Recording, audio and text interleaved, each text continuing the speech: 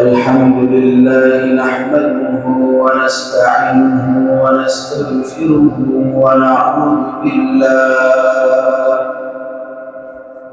ونعوذ بالله من شرور أنفسنا ومن سيئات أعمالنا.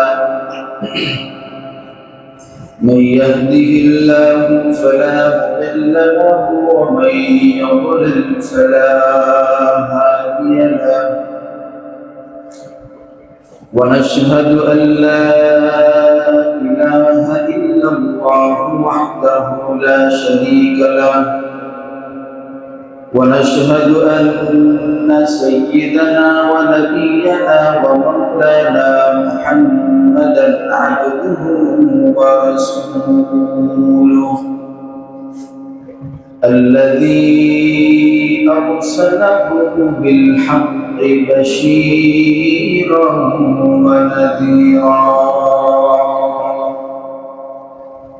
وداعيا إلى الله بإذنه وسراجا وقمرا منيرا.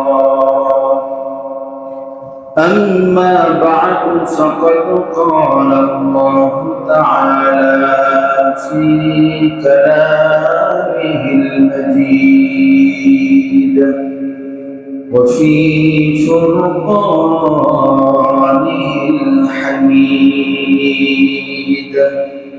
أعوذ بالله من الشيطان الرجيم. بسم الله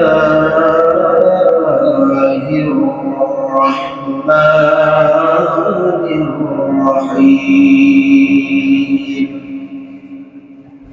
لقد كان لكم في رسول الله أسوة حسنة لمن كان يرجو الله واليوم الآخر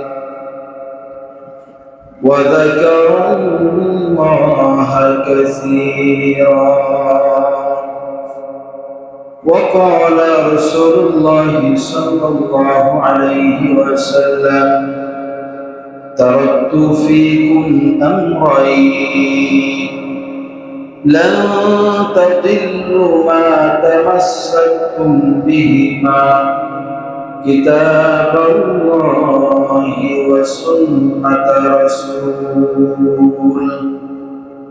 إن الله وملائكته يصلون على النبي يا أيها الذين آمنوا صلوا عليه وسلموا تسليما. اللهم صل على محمد وعلى آل محمد كما صليت على إبراهيم وعلى آل إبراهيم إنك حميد مجيد. اللهم بارك على محمد وعلى آل محمد كما باركت على إبراهيم وعلى آل إبراهيم إنك حميد مجيد. الحمد لله. মহান আল্লাহ তাআলার দরবারে শুকরিয়া আদায় করছি যে মহান আল্লাহ তাআলা আপনাকে আমাকে অত্যন্ত ভালোবেসে মহব্বত করে দয়া করে আল্লাহ তাআলা পবিত্র জুমার দিনে রবিউল আউয়াল মাসের আজকের এই দ্বিতীয় জুমাতে আল্লাহ তাআলা তার ঘর মসজিদে আমাদেরকে সমবেত হওয়ার তৌফিক দান করেছেন। এই জন্য সে মহান রব্বুল আলামিনের দরবারে আমরা কালিমাতুশ শুকর আদায় করি আলহামদুলিল্লাহ।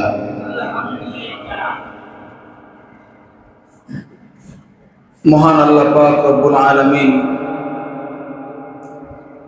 যুগে যুগে যত নবী পয়গম্বর পাঠিয়েছেন, সর্বশ্রেষ্ঠ সর্বোত্তম আখিরি জামানার পয়গম্বর মুহাম্মদ রাসূলুল্লাহ সাল্লাল্লাহু আলাইহি ওয়াসাল্লামকে সর্বশেষ নবী হিসেবে প্রেরণ করেছেন। এবং নবী আকরাম সাল্লাল্লাহু আলাইহি ওয়াসাল্লাম যে মাসে আগমন করেছেন, আমরা সেই মাস অতিক্রম করছি, সেই মাস অতিবাহিত করছি। তো যেহেতু নবীর আগমনের এই মাস, ধরাপৃষ্ঠে তিনি আগমন করেছিলেন, যেন তার জীবনী নিয়ে, তার জীবন বৃত্তান্ত নিয়ে, তার সিরাতের উপর আমরা আলোচনা করছিলাম। মহান আল্লাহ পাক রব্বুল আলামিন পবিত্র কোরআনুল কারীমে মহান আল্লাহ তাআলার সেই শান অনুযায়ী তিনি বারংবার তার পয়গম্বর রাসূলুল্লাহ সাল্লাল্লাহু আলাইহি ওয়াসাল্লামের শান মান বর্ণনা করেছেন। তিনার যে মর্যাদা ছিল, সম্মান ছিল আল্লাহ তাআলার কাছে, সেটা আল্লাহ তাআলা কোরআনুল কারীমের বিভিন্ন জায়গায় বিভিন্ন আয়াতে আল্লাহ তাআলা স্পষ্ট করেছেন, বর্ণনা করেছেন। তারই ধারাবাহিকতায় আজকের যে তেলাওয়াত করেছি আয়াত সূরাতুল আহজাব, এই আয়াতে আল্লাহ তাআলা বলেছেন, লাকাদ কানা লাকুম ফি রাসূলিল্লাহি উসওয়াতুন হাসানাহ। আল্লাহ তাআলা বলছেন, নিশ্চয় আমি আমার রাসূলকে, আমার নবীকে, আমার হাবিব, আমার বন্ধুকে সর্বোত্তম চরিত্রের অধিকারী করেছে। সুবহানাল্লাহ। লাকাদ কানা লাকুম ফি রাসূলিল্লাহি উসওয়াতুন হাসানাহ। উত্তম যে আখলাক, উত্তম যে চরিত্র, সেটা আমি আমার নবীকে, আমার রাসূলকে আমি দান করেছি। রাসূলুল্লাহ সাল্লাল্লাহু আলাইহি ওয়াসাল্লাম এমন একটা চরিত্র ছিল, এমন একটা আদর্শ ছিল। নবী আকরাম সাল্লাল্লাহু আলাইহি ওয়াসাল্লামকে আল্লাহ তাআলা বলেছেন, পৃথিবীর ভিতরে যত চরিত্র উত্তম রয়েছে, যত আদর্শ রয়েছে, যত মতবাদ রয়েছে, সমস্ত চরিত্রের ঊর্ধ্বে, সমস্ত আখলাকের ঊর্ধ্বে, সমস্ত সৌন্দর্যের ঊর্ধ্বে যিনি ছিলেন, তিনি অন্য কেহ নয়, তিনি ছিলেন সাইয়্যিদুল মুরসালিন, আকায়ে নামদার, তাজদারে মদিনা, মুহাম্মদুর রাসূলুল্লাহ সাল্লাল্লাহু আলাইহি ওয়াসাল্লাম। তিনি আমার হাবিব, আমি তাকে উত্তম চরিত্রের অধিকারী করেছি। রাসূলুল্লাহ সাল্লাল্লাহু আলাইহি ওয়াসাল্লাম ধরাপৃষ্ঠে আগমন করলেন। তো আমরা ইতিহাসের পাতায়, সিরাতের গ্রন্থগুলাতে, হাদিসের ভাষ্যমতে আমরা জানি, নবী যখন এই ধরায় আগমন করেছিলেন, তার পূর্বে বা তদানীন্তন সময়ে এই ধরাকে একটি নামে নামকরণ করা হয়েছিল, যাকে বলা হয় আইয়ামে জাহিলিয়া। বর্বরতার যুগ ছিল, যে সময় মানুষের কোনো ন্যায্য অধিকার ছিল না, মানুষের নৈতিকতার কোনো ছোঁয়া লেশ মাত্র মানুষের মাঝে যখন অবশিষ্ট ছিল না, মদ্যপান, নেশানেশি, খুন, রাহাজানি, হত্যা, ধর্ষণ, এই সব কিছু ছিল নিত্য নৈমিত্তিক ব্যাপার। ভাই ভাই খুনাখুনি, গোত্রে গোত্রে মারামারি, ঝগড়া ফাসাদ, কলহ বিবাদ, ছিনতাই, চুরি, গুন্ডামি, মাস্তানি, সব যখন সমাজকে গ্রাস করে নিয়েছিল, সমাজ যখন শান্তির লেশ মাত্রা কখনো কোনো জায়গায় অবশিষ্ট ছিল না, মানুষ যখন বর্বরতার কারণে অতিষ্ঠ হয়ে গিয়েছিল, আর শুধু মানুষ মনে মনে এই দোয়া করতেছিল যে আমাদের জন্য এমন একজন মানুষকে প্রেরণ করা হোক, আমাদের জন্য এমন একজন বার্তাবাহককে প্রেরণ করা হোক, যার আগমনের মাধ্যমে এই ধরা থেকে অশান্তি দূর হয়ে চিরদিনের জন্য শান্তি প্রতিষ্ঠিত হবে। সমগ্র সমাজের ভেতরে দুনিয়ার ভিতরে তদানীন্তনকালীন সময়ে যখন এই মানুষের মনের ভিতরে চাওয়া ছিল, ঠিক তদ্রূপ এখনই সেই সময়ে একই সময়ে আল্লাহ তাআলা শান্তির দূত হিসেবে, রহমতের ছায়া হিসেবে, মানুষের সমাজ পরিবর্তনের জন্য, মানুষের নৈতিকতার পরিবর্তনের জন্য, মানুষের আখলাকের পরিবর্তন ঘটাবার জন্য, সমাজের বিপ্লব করার জন্য আল্লাহ তাআলা একজন মনীষীকে পাঠালেন। তিনি আর অন্য কেহ নয়, তিনি সৈয়দুল মুরসালিন, আকায়ে নামদার, দো জাহানের বাদশাহ জনাবে মুহাম্মদুর রাসূলুল্লাহ সাল্লাল্লাহু আলাইহি ওয়াসাল্লামকে আল্লাহ তাআলা প্রেরণ করলেন। আইয়ামে জাহেলিয়াতের এই সময় আল্লাহ তাআলা তাকে প্রেরণ করলেন। যখন তিনি আগমন করলেন, হাল জামানার অবস্থাটা তখন কেমন ছিল? অবস্থাটা এমন ছিল, যার ক্ষমতা রয়েছে, যার বাদশাহী রয়েছে, সে বাদশাহীর হালতে থাকবে, রাজার হালতে থাকবে, আর যারা প্রজা রয়েছে তারা তাদের রক্ত চুষে খাবে। এই পরিস্থিতিতে রাসূলুল্লাহ সাল্লাল্লাহু আলাইহি ওয়াসাল্লাম দুনিয়াতে আগমন করলেন। নবী আকরাম সাল্লাল্লাহু আলাইহি ওয়াসাল্লাম আগমনের সময় তিনি এসেছিলেন এতিম অবস্থায়। আমরা জানি তিনি এতিম অবস্থায় এসেছিলেন। যেহেতু সিরাতের মাস, রসুলের জীবন বৃত্তান্ত নিয়ে আলোচনা আমাদের জানা উচিত, কারণ রাসূলুল্লাহ সাল্লাল্লাহু আলাইহি ওয়াসাল্লামের জীবনী নিয়ে আলোচনা করা, এটা নিয়ে মত বিনিময় করা, কথা বলা, আলোচনা সভা করা, এটাও একটা সওয়াবের কাজ। সিরাতের আলোচনা যত বেশি হবে, মানুষের ভিতরে রসুলের সম্পর্কে মেসেজ, ধারণা বেশি যাবে। আমরা জানি তিনি ছিলেন এতিম। দুনিয়াতে যখন তিনি আগমন করলেন, এতিম অবস্থায় তিনি আগমন করলেন। রাসূলুল্লাহ সাল্লাল্লাহু আলাইহি ওয়াসাল্লামের বাবার নাম ছিল আব্দুল্লাহ। আব্দুল মুত্তালিবের 10 জন সন্তান ছিল, অর্থাৎ রসুলের দাদা। এই 10 জন সন্তানের ভেতরে পঞ্চম অথবা চতুর্থ ছিলেন আব্দুল্লাহ, অর্থাৎ রসুলের বাবা। তো রাসূলুল্লাহ সাল্লাল্লাহু আলাইহি ওয়াসাল্লাম তিনি যখন মায়ের গর্ভে, তখন সিরিয়াতে অথবা শামে তার দাদা আব্দুল মুত্তালিব আব্দুল্লাহকে পাঠালেন ব্যবসায়িক কাজের জন্য।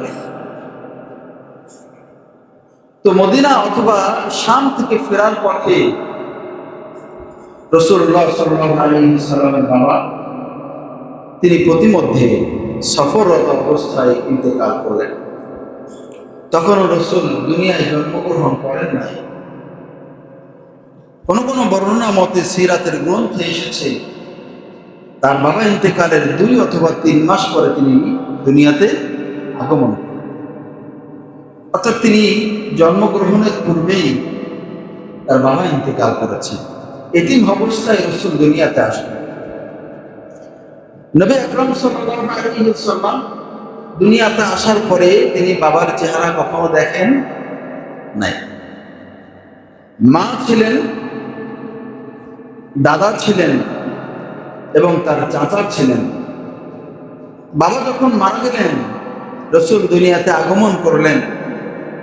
আগমন করার পরে দাদা তার দেখভালের দায়িত্ব নিলেন। আব্দুল মুত্তালিব রাসূলের দেখাশোনার দায়িত্ব নিলেন। এরপরে দাদাও চলে গেলেন। দাদা চলে যাওয়ার পরে রাসূলুল্লাহ সাল্লাল্লাহু আলাইহি ওয়াসাল্লামের দেখাশোনার দায়িত্ব নিলেন চাচা আবু তালিব। তিনিও চলে গেলেন।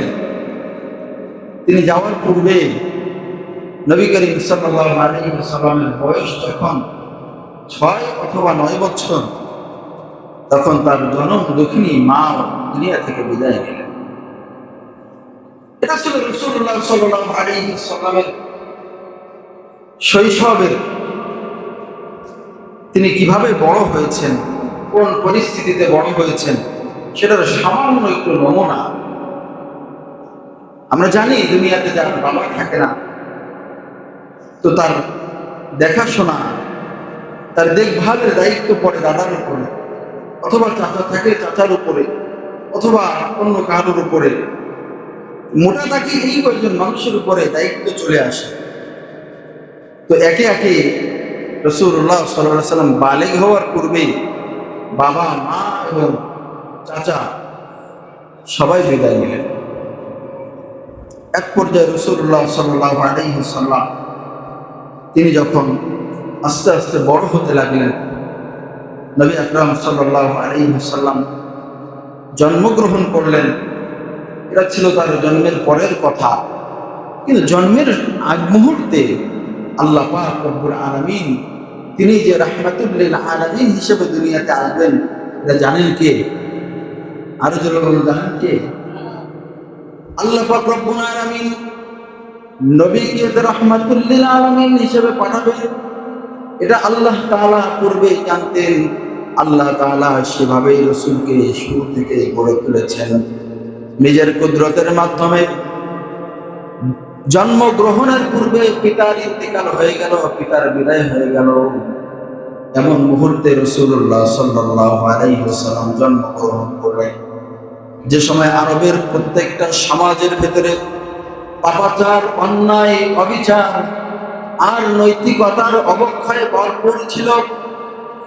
রাসূল আরবী সাল্লাল্লাহু আলাইহি ওয়াসাল্লামের আগমনের মাধ্যমে আল্লাহ তাআলা একটা বার্তা দিয়ে দিলেন দুনিয়াবাসীকে, যে আমার পয়গম্বরকে দুনিয়ার ভেতরে প্রেরণ করার মাধ্যমে আমি দুনিয়া থেকে সমস্ত অন্ধকার দূর করে আমি দুনিয়াকে আলোকিত করে দিলাম। আম্মা জান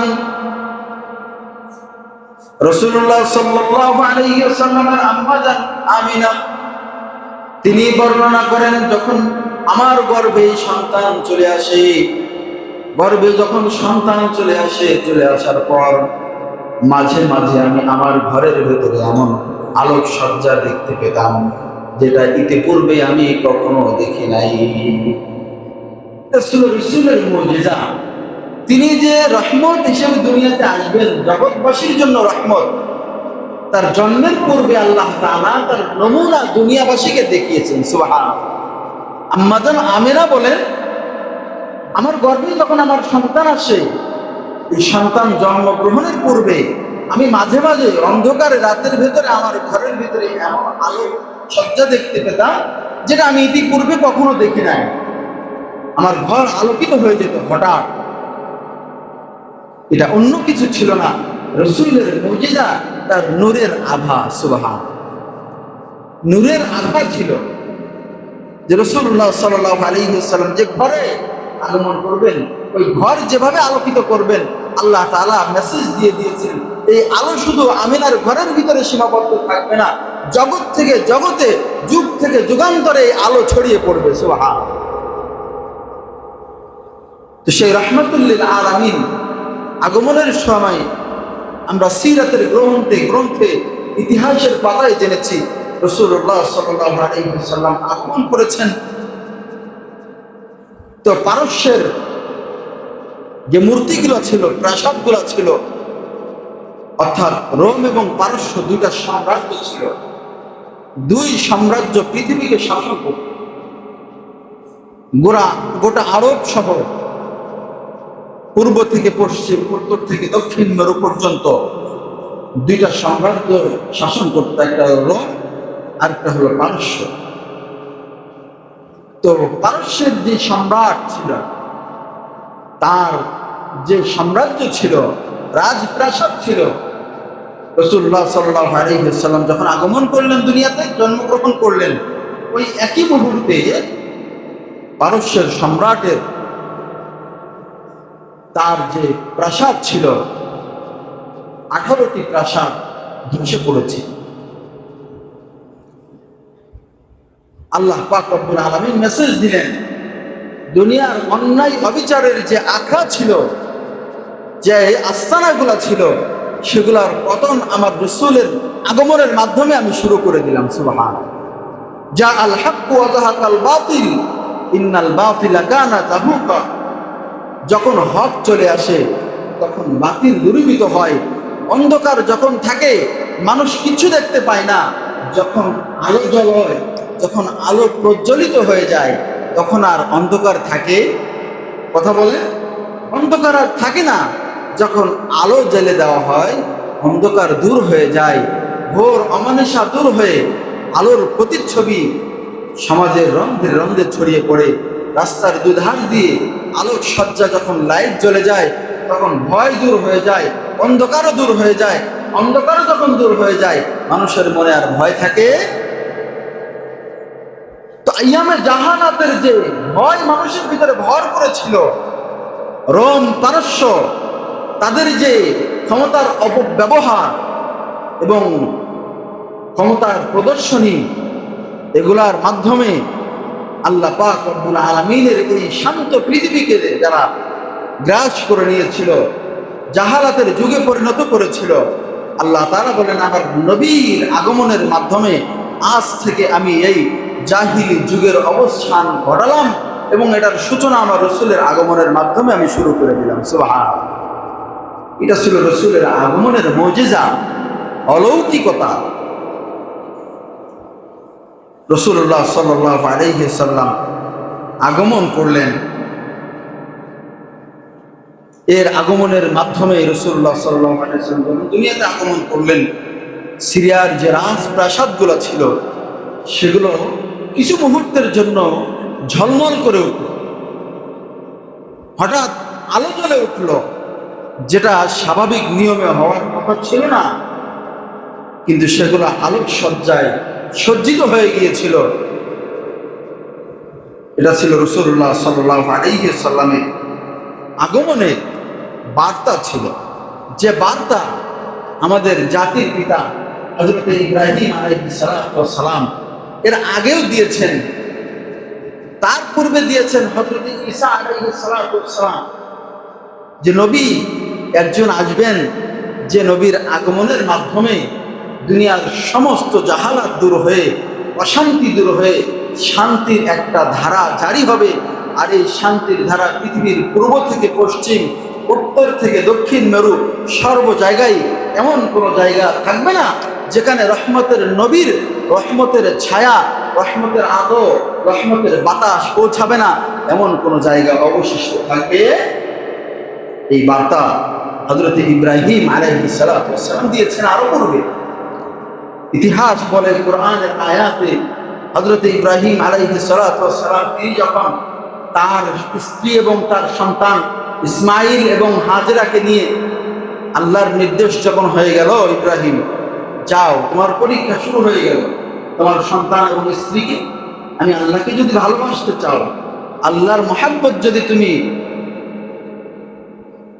নিজের ভেতরে পয়দা তৈরি করতে চাও, এবং সেটা যদি আমি আল্লাহর ভালোবাসার মতো হতে হয়, তাহলে যাও তোমার স্ত্রী এবং সন্তানকে রেখে আসো। কোথায়? ধুধু মরুভূমিতে, যেখানে মানুষ নাই। হযরতে ইব্রাহিম আলাইহিস সালাম তিনি থাকতেন ইরাকে। সেই ইরাক থেকে শুরু করে বাগদাদ শহর থেকে হযরত ইব্রাহিম হেঁটে তার সন্তান এবং তার স্ত্রীকে নিয়ে তিনি আসলেন এই মক্কার আরবে, মক্কার এই জমিনে, কুরাইশদের এই এরিয়ার ভেতরে তিনি আসলেন, ধুধু মরুভূমিতে রেখে গেলেন। দুপাশে পাহাড়, তিন দিক দিয়ে পাহাড়, একদিক দিয়ে সমতল। হযরত ইব্রাহিম আলাইহিস সালাম বলেন, আল্লাহ, এখানে কিচ্ছু নাই, এখানে খাবার নাই, এখানে মানুষ আসে না, এখানে তিন দিক দিয়ে পাহাড়, যাওয়ার কোনো জায়গা নাই, একদিক দিয়ে সমতল জায়গা, গ্রাম মরুভূমি, এখানে মানুষ নাই, মানুষ নাই, বাজার নাই, দোকান নাই, খাবার নাই, আহার নাই, কিচ্ছু নাই, এখানে আমার স্ত্রী আমার সন্তানরা কিভাবে থাকবে? হযরত ইব্রাহিম আলাইহিস সালাম এই চিন্তা নিজে নিজে করছেন, আল্লাহর কাছে বলছেন মনে মনে, এবং হযরত ইব্রাহিম আলাইহিস সালাম দোয়া করছেন, ওয়াবআস ফীহিম রাসূলাম মিনহুম, ঠিক আছে, আপনি যেহেতু আমাকে নির্দেশ দিয়েছেন, আমি আমার স্ত্রী আমার সন্তানদেরকে এখানে রেখে যাব আপনার উপর ভরসা করে, যেহেতু আপনি নির্দেশ দিয়েছেন, কোনো কথা নাই, কিন্তু আমার একটা দোয়া আছে। হযরত ইব্রাহিম আলাইহিস সালাম কতগুলো দোয়া করেছেন আমাদের জন্য, অর্থাৎ শেষ নবীর জন্য, শেষ নবীর উম্মতদের জন্য, যার কারণে তিনি আমাদের পিতা হয়েছেন। কি হয়েছেন? পিতা তো তিনি হয়, যিনি সন্তানদের জন্য দরদি হয়, যিনি সন্তানের জন্য সবকিছু ত্যাগ করতে পারে। পিতা তো তিনিই হতে পারেন যে সন্তানের জন্য নিজের রক্তকে পানি করে, নিজের জীবনকে বিসর্জন দিয়ে, জীবনটাকে প্রবাসে কাটিয়ে সন্তানের মুখে হাসি ফোটানোর জন্য নিজের সমস্ত সুখকে মাটি করে দিতে পারে। তো এই হযরত ইব্রাহিম যেটা আমাদের পিতা, তিনি চিন্তা করছেন আমি আমার সুখকে বিসর্জন দেব আমার এই 90 বছর বয়সে আল্লাহর কাছে চেয়ে নেওয়া একটা সন্তান ইসমাইল ও আমার স্ত্রী, আমার সব থেকে আপন, তাদেরকে এখানে রেখে যাব। না জানের নিরাপত্তা আছে, না মালের নিরাপত্তা আছে, না ইজ্জতের নিরাপত্তা আছে, কিচ্ছু নাই। তো আল্লাহ পাক যেহেতু আপনি আমাকে অর্ডার করেছেন, আপনার অর্ডার নির্দেশনার উপরে আর কোনো কথা হতে পারে? আমার কিছু দোয়া আছে। আল্লাহ তাআলা বলছেন, বলো ইব্রাহিম তোমার কি দোয়া? হযরত ইব্রাহিম প্রথম যে দোয়া করেছেন, ওয়াবা'আস ফীহিম রাসূলাম মিনহুম, আয় আল্লাহ, আপনি পূর্বে যত নবী পাঠিয়েছেন, কিন্তু আপনি পাঠিয়েছেন আমাকে যে নবী হিসেবে আপনি পাঠালেন, আমার পরে যে নবী, সর্বশেষ যে নবীকে পাঠাবেন, ওয়াবা'আস ফীহিম রাসূলাম মিনহুম, ওই নবী যেন এই জায়গা থেকে আসে, এই এলাকা থেকে সেই নবীকে আপনি নির্ধারণ করবেন। সুবহানাল্লাহ। অর্থাৎ কুরাইশদের ভিতর থেকে সর্বশেষ নবী যাকে পাঠাবেন, আমার পরে সর্বশেষ নবী হিসেবে আপনি এই কুরাইশদের ভিতর থেকে আমার স্ত্রী এবং সন্তানদের যেখানে রেখে যাচ্ছি এই জায়গা থেকে আপনি নবী পাঠাবেন। 1 নাম্বার। 2 নাম্বার, ওয়ারযুকহুম মিনাস সামারাতি লাআল্লাহুম ইয়াশকুরুন। ওয়ারযুকহুম মিনাস সামারাত, পৃথিবীর কোন মানুষ তো এখানে আসে না, এখানে আর কোনো পথ নাই আসার, 3 দিক দিয়ে পাহাড়, একদিক দিয়ে সমতল মরুভূমি, এখানে কোনো মানুষ নাই, বাজার নাই, কিচ্ছু নাই। ওয়ারযুকহুম মিনাস সামারাত, যেহেতু এখানে কিছু নাই, এদের জন্য, এখানকার অধিবাসীদের জন্য, অধিবাসীদের জন্য আপনি ফল মূল এবং খাদ্য শস্য দিয়ে আপনি ভরপুর করে দিবেন। সুবহানাল্লাহ। ওয়ারযুকহুম মিনাস সামারাত লাআল্লাহুম ইয়াশকুরুন। আল্লাহ তাআলার কাছে ইব্রাহিম হোসেন এই দোয়া করেছে, পৃথিবী থেকে মানুষ না আসতে পারুক, কিন্তু মানুষের যে খাদ্য, সর্বোত্তম যে খাবার, ওয়ারযুকহুম, রিজিকের যে দুয়ারগুলো রয়েছে তাদের জন্য আপনি উন্মুক্ত করেন। এরপর আল্লাহ তাআলার কাছে ইব্রাহিম সালাম আরেকটি দোয়া করেছেন, ওয়াজআল, এরপর আরেকটি দোয়া করেছেন। সেই দোয়াটি হলো যে মানুষ এখানে যেহেতু আসতে পারে না, এই জনমানবহীন এলাকায় এখানে মানুষ যেহেতু আসতে পারে না, সবাই আসতে পারবে না, সবার আসার সাধ্য থাকবে না, কিন্তু মানুষের হৃদয়ের ভিতরে এই জায়গার মহাব্বত তৈরি, কি করে দিন? মহাব্বত, ভালোবাসা তৈরি করে দিন। এই আরবের প্রতি, অর্থাৎ মক্কা নামক এই শহরের প্রতি মানুষের দিলের ভিতরে আপনি এমন ভালোবাসা তৈরি করে দিন, যার কারণে মানুষ আসতে না পারলেও এই জায়গার কথা যখন মনে আসবে, স্মরণ আসবে, তখন তার কাছে যদি বলা হয় এই জায়গার কথা, 10 লক্ষ টাকা খরচ করে হলেও অন্য জায়গার কথা বাদ দিয়ে সে এই জায়গা চয়েস করবে, এই জায়গায় আসার জন্য পাগল হবে। এই মহাব্বত আপনি দিলের ভিতরে তৈরি করে দিন। তো আল্লাহ পাক রব্বুল আলামিন ইব্রাহিম আলাইহিস সালামের এই তিনটা দোয়াই কবুল করেছেন। সুবহানাল্লাহ। যার কারণে রাসূলুল্লাহ সাল্লাল্লাহু আলাইহি ওয়াসাল্লাম, ওয়াবা'আস ফীহিম রাসূলাম মিনহুম, তারপরে যে নবীকে পাঠিয়েছেন, আখের নবী ইব্রাহিম আলাইহিস সালাম যে দোয়া করেছিলেন, এই দোয়া আল্লাহ কবুল করে শেষ নবী হিসেবে তার গোত্র থেকে, তার বংশ থেকে আল্লাহ পাক রব্বুল আলামিন সর্বশেষ নবী রাহমাতুল লিল আলামিন সাইয়্যিদুল মুরসালিন আকায়ে নামদার তাজদারিন মদিনা মুহাম্মদ আরবি সাল্লাল্লাহু আলাইহি ওয়াসাল্লামকে শেষ নবী, আখের নবী হিসেবে আমাদের জন্য প্রেরণ করেছেন। সুবহানাল্লাহ। 2 নম্বর দোয়া কি ছিল? 2 নম্বর দোয়া ছিল ওয়ারযুকহুম মিনাস সামারাত, রিজিকের ব্যবস্থা করে দিন। আরবে আপনি আমি যেতে না পারলেও আপনার আমার সর্বোৎকৃষ্ট চাষের যে খাদ্যশস্য, এটা পৃথিবীর কোথাও না গেলে আরবের সেই শহরে সেখানে পাওয়া যায়। অথচ সেখানে চাষ নাই, আবাদ নাই, মরুভূমি, ধুধু মরুভূমি, কিন্তু আল্লাহ পাক রব্বুল আলামিন সব থেকে উত্তম ফলগুলা, সব থেকে সুস্বাদু ফলগুলা আবরণ ভূমি বানিয়েছেন আরবের জমিনে। সুবহানাল্লাহ, তাই না? এবং সে মাটিকে আল্লাহ তাআলা সম্পদের মাটি হিসেবে কবুল করেছে।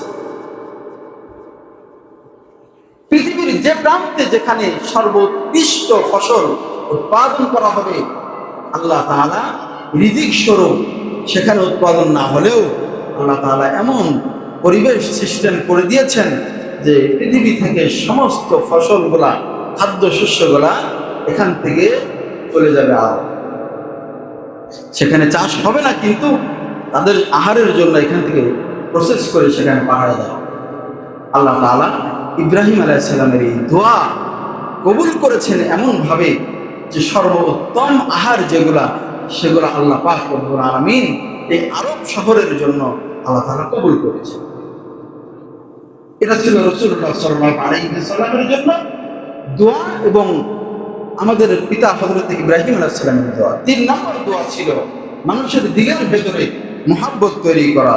মিনান নাসি তাহবি ইলাইহিম, মানুষের দিলের ভেতরে মহব্বত তৈরি করা, যে মানুষ 1 টাকা 2 টাকা করে গুছিয়ে গুছিয়ে দিলের ভিতরে তামান্না যে আল্লাহর ঘর দেখতে আরবে কখন যাব, মক্কা নামক ওই শহরে কবে যাব, সারা জীবনের তামান্না। তো একটা সময় বৃদ্ধ হয়ে গেছে, সঞ্চয় করতে করতে একটা সময় যখন তৌফিক হয়েছে, তো এই সঞ্চিত টাকা দিয়ে ওই একটা শহর দেখার জন্য, ওই একটা শহরের মায়া, ওই একটা শহরের মহব্বত ধীরে ধীরে লালন করেছে।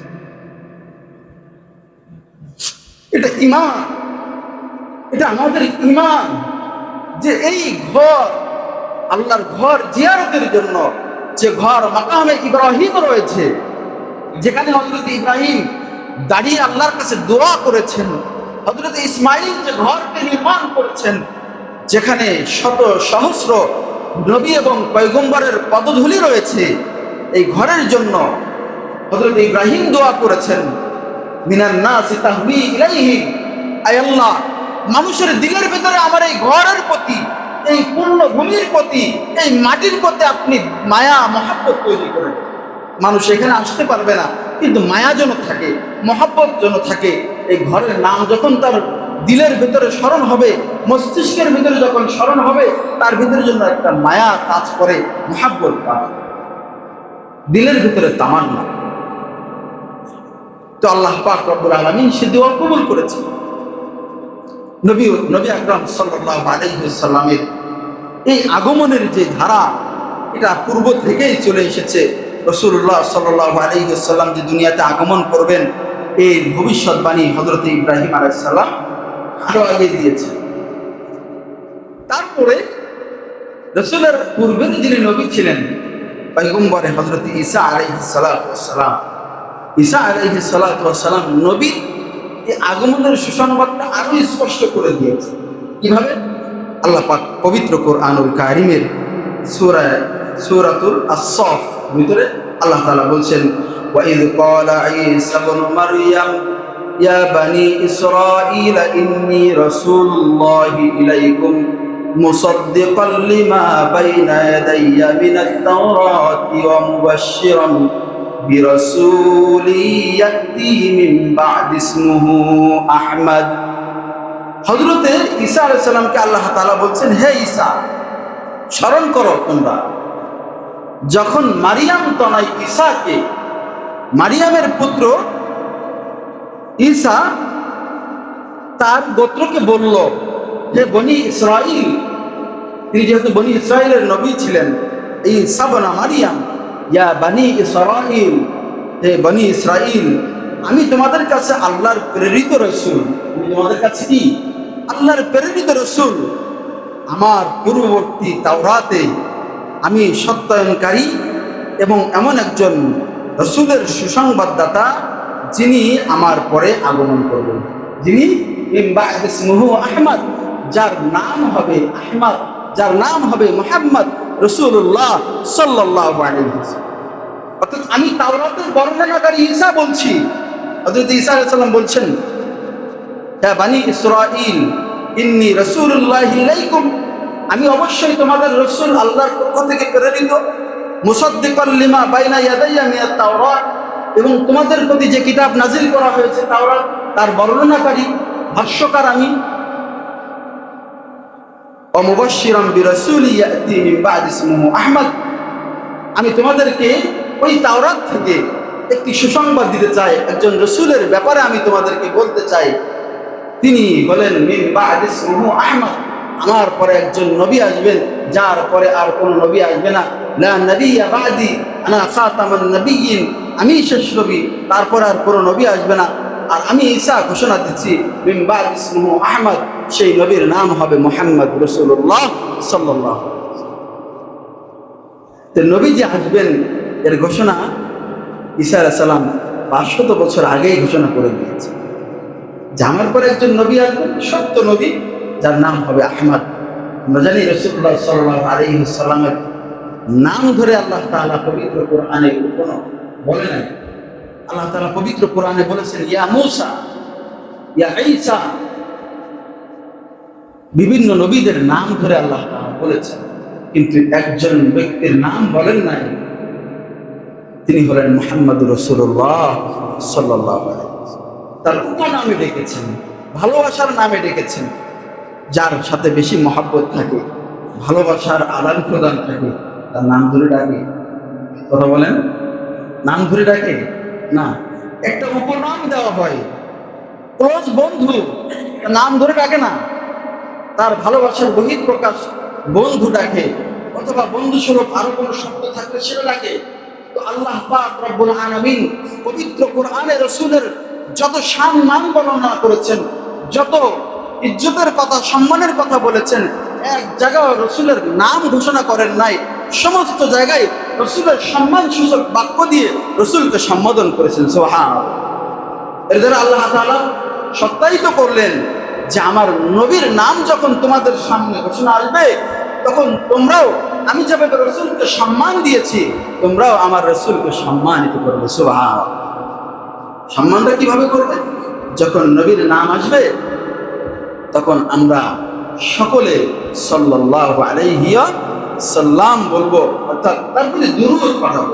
অন্তত এতটুকু, সিরাতের এই মাসে আমরা নবীজি সাল্লাল্লাহু আলাইহি সাল্লামের এই আমলটুকু, দুরূদের এই আমলটুকু, অন্তত তার নামটা যখন আমরা কখনো কোনো জায়গায় শুনবো, তখন আমরা কি বলবো? সাল্লাল্লাহু আলাইহি ওয়াসাল্লাম। আমাদের সম্মান, ভালোবাসা, এর দ্বারা রাসূলের প্রতি আমাদের ভালোবাসা তৈরি হবে, মহব্বত তৈরি হবে।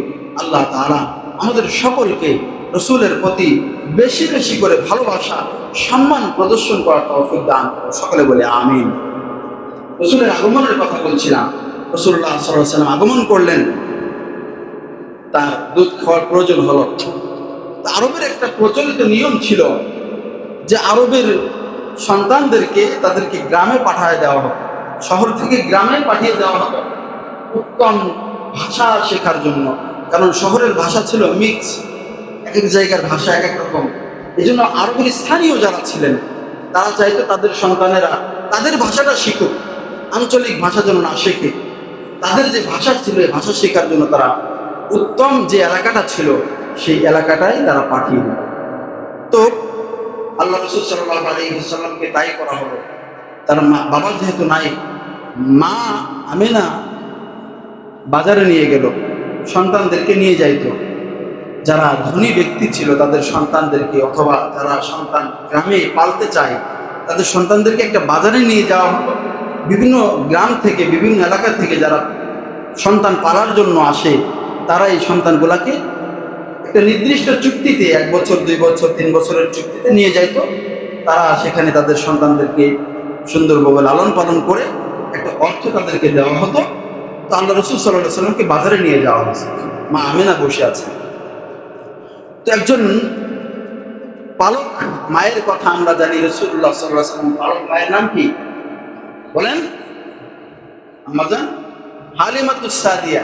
সাদিয়া গোত্রের একজন নারী ছিলেন যার নাম ছিল হালিমা। আমরা কিন্তু অনেকে জানি না। এই যে বললাম যে রসুলের জীবন আদর্শ আমাদের জানতে হবে, রসুলের পারিবারিক, রসুলের যে জীবন বৃত্তান্ত, সেগুলো আমাদের জানা অত্যন্ত জরুরি। একজন মুসলমান হিসেবে আমাদের ইমানই দায়িত্ব। তার দুধ মাতা ছিলেন, পালক মা ছিলেন হালিমাতুস সাদিয়া। সাদিয়া গোত্র থেকে কিছু মানুষ এই সন্তান ক্রয় করার জন্য, অর্থাৎ মানে লালন পালনের জন্য নেওয়ার জন্য আরবে আসছে।